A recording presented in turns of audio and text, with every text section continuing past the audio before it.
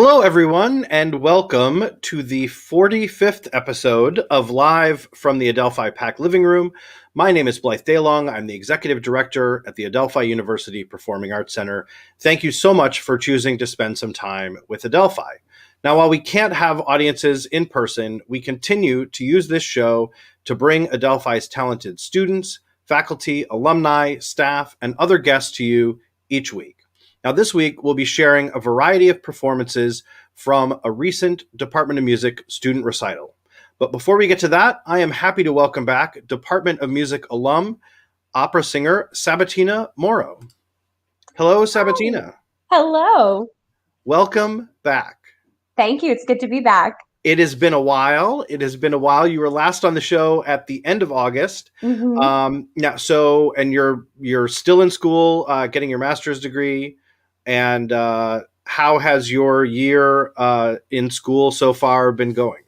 So it's been great. And I'm in this program. It's a graduate artist certificate in opera. So I've moved on from the master's and I've kind of dropped the academic side. And now I'm just refining my performance and my audition material and my career. So it's been a lot of fun. It's been very different in the eyes of the pandemic.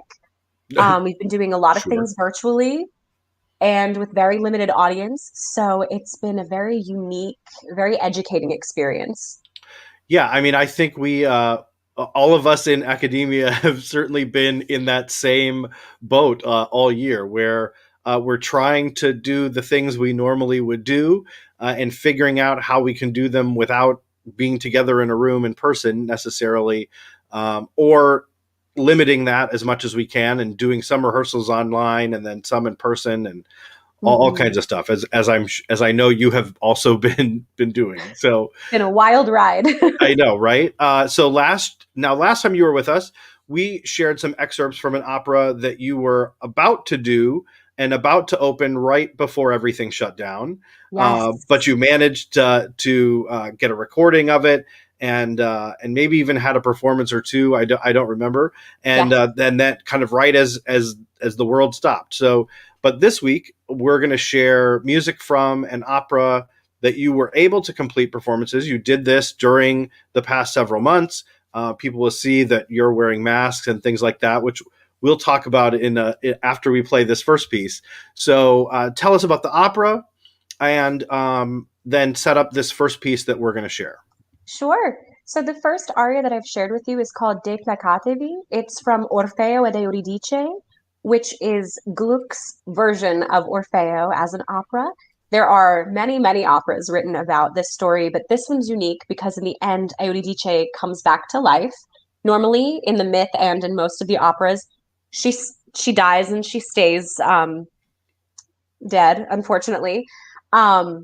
Right. And in this aria, we've reached the second act, and this is the first thing that comes out of Orfeo's mouth when he reaches hell, and he pleads with the Furies and the ghosts and the spirits down there, all the tormented souls. He says, "Please have pity on me. My grief should be enough to persuade you to give me back my wife."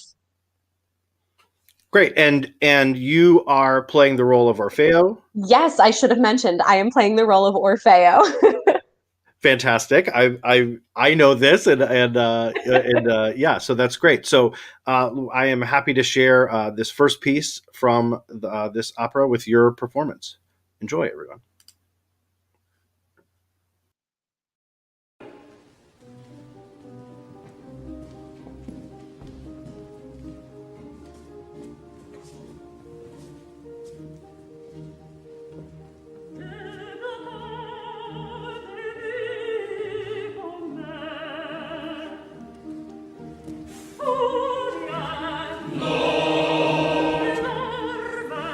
No.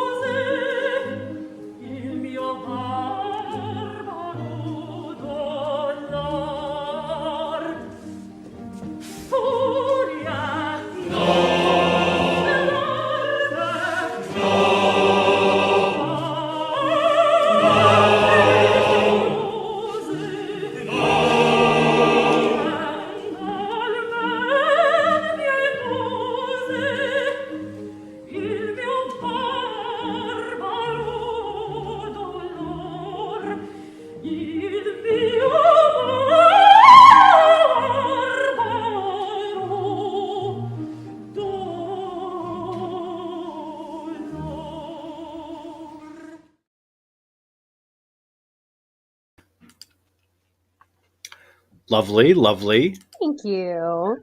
And so, obviously, as we saw there, you're all performing with masks. Hmm. Talk, tell us a little bit about that experience and how that all worked, and how you Sure. managed to deal with the sound issues and all of those Mm. kind of things. Yeah, So I know I've mentioned it in the past, but I am at the University of North Texas in their opera program. And what our director did, Jonathan Eaton, is he chose operas for our season that more or less hinted at the idea of social distancing. Orfeo, the story of Orfeo is perfect because he's not allowed to look at his wife or touch her. And we had done Lucia di Lammermoor, and everyone is over 6 feet apart. So for us, where we're at currently, the guidelines are 9 feet if you're singing. So we are always at least 9 feet from everyone else on stage, including the chorus. And it looks a little compact because of the angle of the camera, but everyone was blocked to be very far apart. We all sang with masks. I sang with two masks. That's how I prefer to function, is with two masks sure, and a little silicone mask guard that you can get. And it's something super handy that I found, especially for singing. You can get Amazon or certain right, stores. So we always have to be masked, and all of our acts. So this was a 3 act opera. We had to take a 20-minute intermission between each act. So because of our air circulation and our air filtration rates, we could sing for 30 minutes at a time uninterrupted, 20 minutes to let the air circulate, and 30 minutes on again. So that's how we've been working in rehearsals. We've been doing that in performance. And because we rehearse the way that we perform, going into the performance doesn't really change much. It's just sure. another day on the job kind of thing. It's been very unique though, learning to sing, and naturally as singers we have so much facial tension because we're stressed all the time, of course. Sure. And so when you throw a mask into that mix, you tend to people start breathing differently or speak or singing differently or enunciating very differently. So it's been very interesting over the past, I guess, 10-ish months that I've been singing with a mask on, to figure out, you kind of have to renegotiate your the space on your face and figure Sure. out what works for you. And but it felt at all times very, very safe. Everything was sanitized between uses. We had separate costumes for both casts. So Yeah. it was a very good experience. I feel like I learned a lot. Should something like this ever happen again, I think we'll all be very prepared to take it Right. on. Yeah, and I think that I think it's you know everyone has handled things differently, and it's interesting to see the ways that people have worked, whether it's okay, we're just going to not do this particular thing, or do this in another way, or but to see, like, okay, well, let's just incorporate this. The shields that keep the mask from sucking against your face and everything certainly help, and Yes. give you change everything in that way. Um, and I think, like you said, as you do it more and more, you realize, you shift to adjust to it, and that becomes the norm in a lot of ways. Mm-hmm. So that it doesn't seem so weird when you shift gears and are doing a performance. You're doing the same thing you've been doing. Mm-hmm. Our dance department has done the same thing. They're in masks all the time, all day, every Wow. day, and then also have done that for their performances. So um, Good for it's a them. it's a little different, but and That's for them yes. it's more about breathing and all that. But yeah, I think it's a Wow. it's a unique way and take and try and make this work. So, That's well, let's incredible. look at another piece of music from Mm-hmm. this same opera. Why don't you go ahead and set up this next piece that we're going to hear? Sure. So after Orfeo pleads to the spirits, after I think he sings two more arias after the one that you just played, pleading with the spirits to give him his wife back, they decided, Amore or Cupid decides, okay, I'll bring her back to you. You can have her back. You sang enough. And so then he walks into Elysium. And for us, that was a switch of light from red to green. So you'll see the video starts with a green light. And when he walks out, he's in paradise. And he is feeling the sun again for the first time since descending into hell. And there's a sense of relief. But at the end, he realizes all of this paradise means nothing because I don't have my wife here with me to share it. So it's a very poignant message. It was one of my absolute favorite arias. I think just looking back at this whole experience, I think it is my favorite aria from the show. Even more favorite than my big aria. It's so beautiful. And after this, he does get his wife back. Great. Well, let's watch another piece from your performance.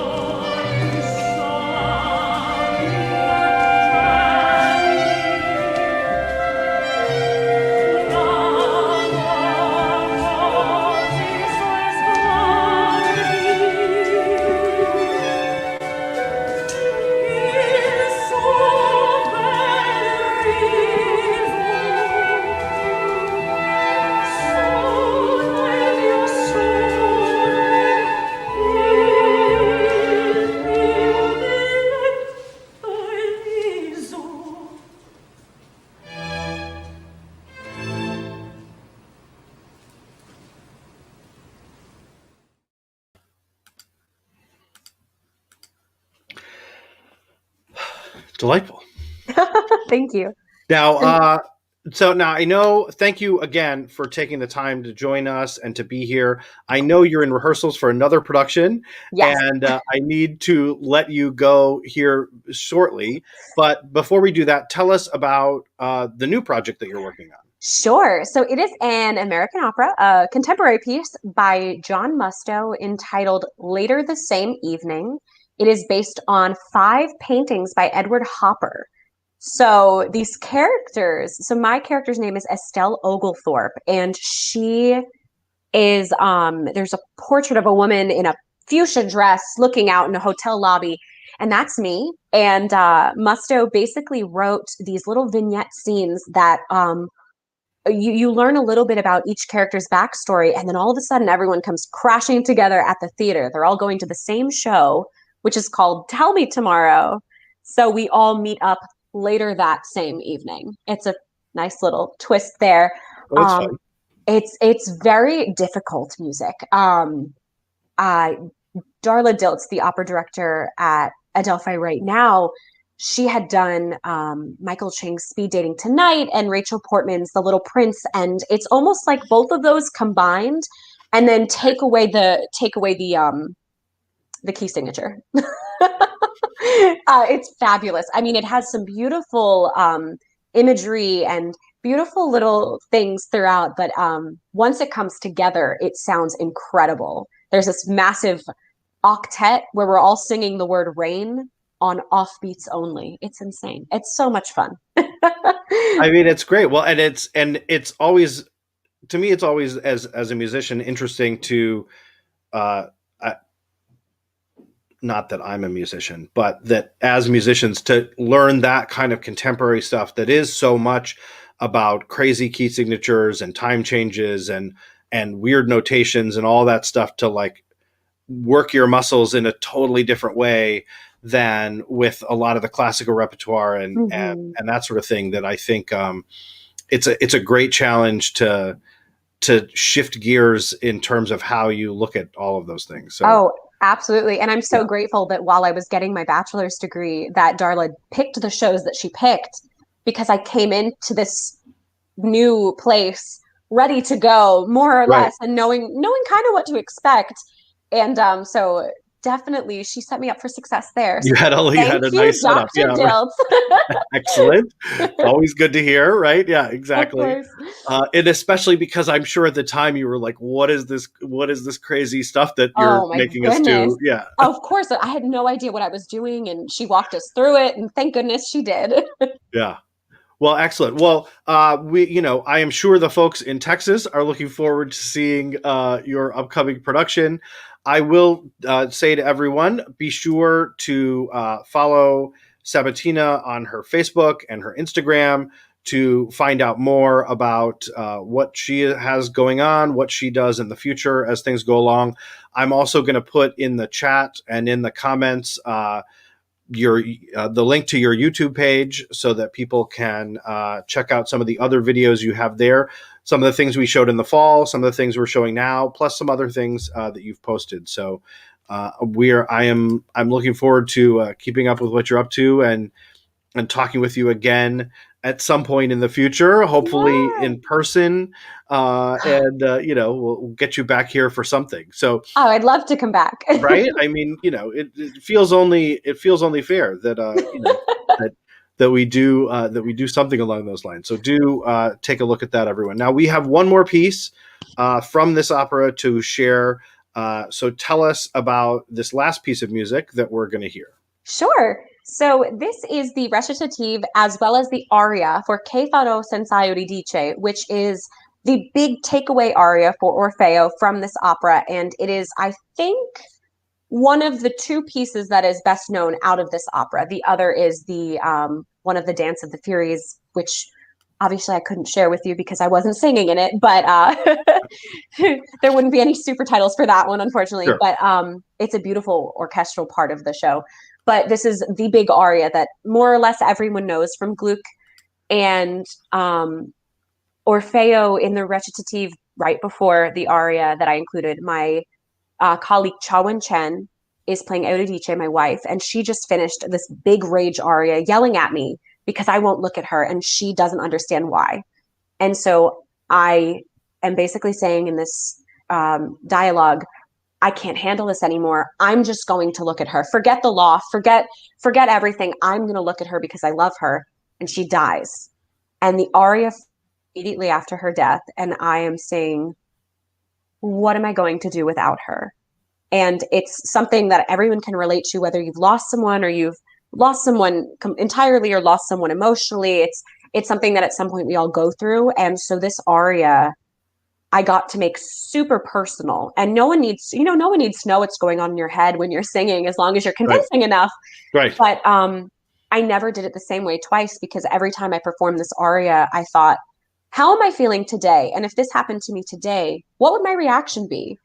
And so this is my final product, and I'm very proud of it. I think that night my brain was very quick to make decisions on where to go and what to do. But it's such a beautiful aria, so much fun to sing, and my scene partner Chawen is amazing, amazing. If you follow my social media, you'll see her. So I'll definitely be sure to tag Great. her so everyone can give her a follow as well. Great. Well, thank you again. I'm going to let you go because you've got to get to rehearsal before we watch this. So thank you for joining us. I really appreciate it. And we look forward to seeing more. And we're going to get to see more from you right now as we watch this final piece of music from this opera. So thank you again for Thank being with you. us. Bye. Thanks. Bye.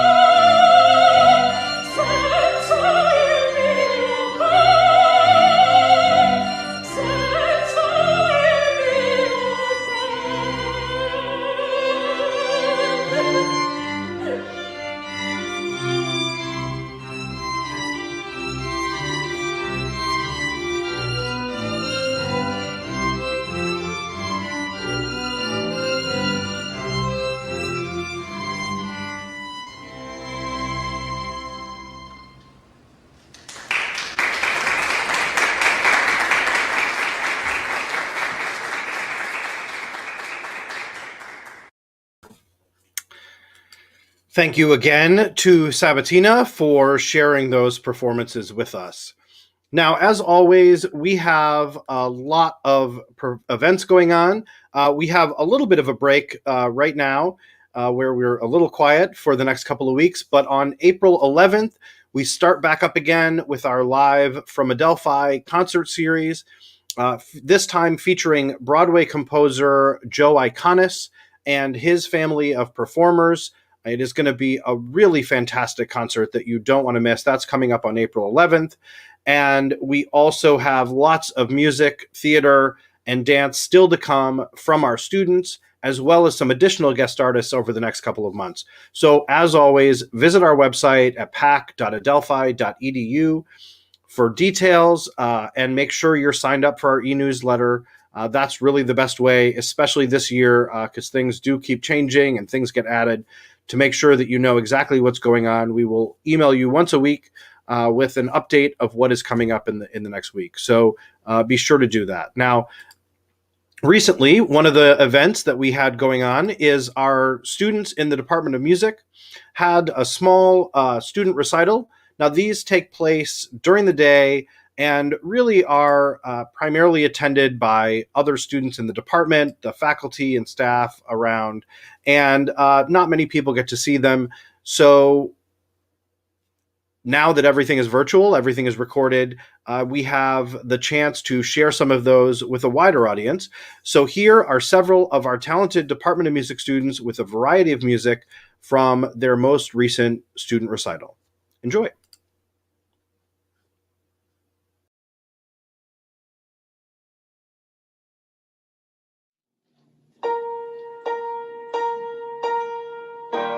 I have wished before, I will wish no more. Love, look away.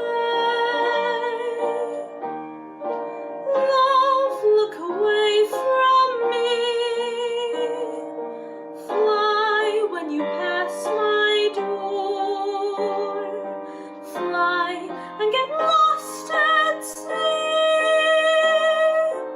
Call it a day. Love, let us say we're through. No good are you for me. No good am I for you. Watching you so, I try too much. After you go, I cry too much. Love, look away. Lonely though I may be, leave me and set me free. Look away, look away, look away from me.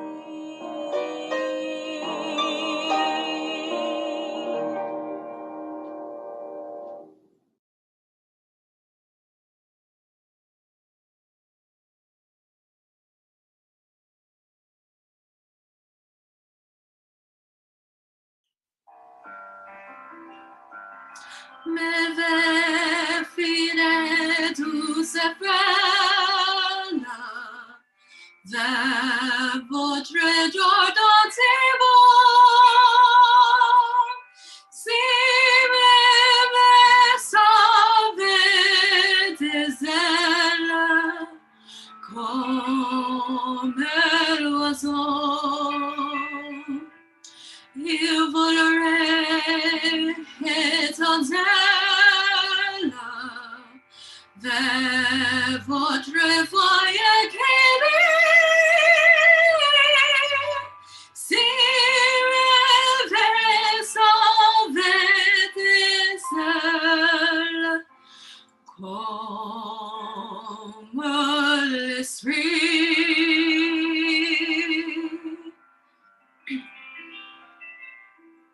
Près de vous, pieux et fidèles, ils accouraient nuit et jour. Si mes vœux sauvaient des ailes, si mes vœux sauvaient des ailes, come l'amor.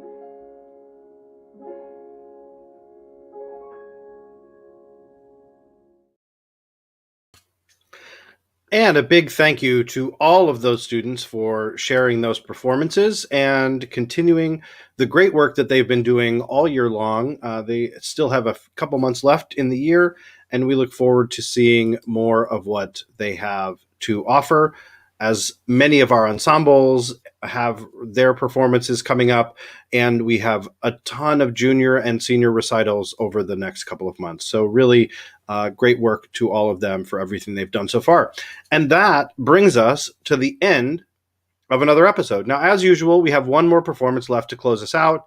But before we get to that, a big thank you again for watching. Do be sure to take a moment and follow Sabatina on her social media to see the other great work she has going on. Visit our website, sign up for our email list, and do all of those great things while you continue to stay safe, stay healthy. Please get your vaccine, and I will see you all again next week.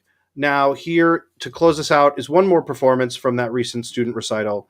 Take it away, Mark. Enjoy.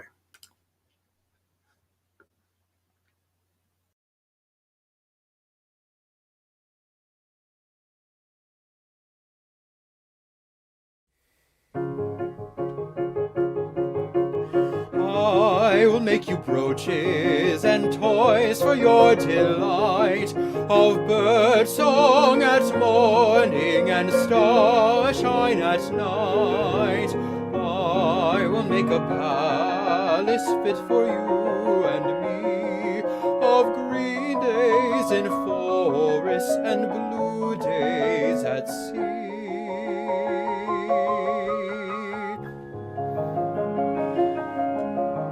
I will make my kitchen, and you shall keep your room, where white flows the river and bright blows the broom. And you shall wash your linen and keep your body white, in rainfall at morning and dewfall at night.